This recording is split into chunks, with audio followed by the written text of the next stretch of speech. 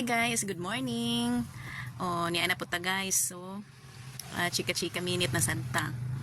While nag-walking ako guys ito sa boulevard, no. Ako yung napansin guys no nga daghan gyud ang nag-vlogging, no. Tungod lagi guys nga naningkamot pud lagi nga matagaan og earnings na lulumita.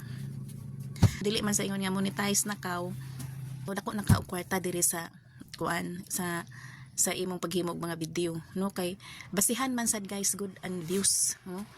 Na magani usa ka vlogger, no, nga no ingon siya guys nga an ija ko ng views no abot na og 5 million views, no. Tapos ang iha ko ng earnings nga gihatag ni Mr. M kuan ra kuno guys $4.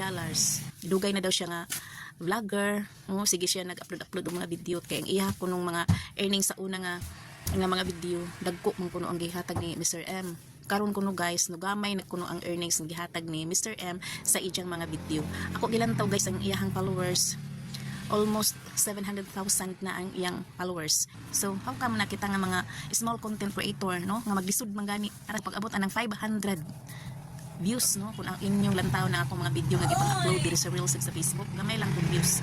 Pero mo nag-iingon lagi guys no nga padayon lang gihapon tao bisan og gagmay ta og views ingon ana kay kining ato good lingaw-lingaw raman ni sa atong kaugalingon, no. Ay, importante nga na-enjoy kita sa atong gipanghimo diri sa ato mga video nga gipang-upload, no.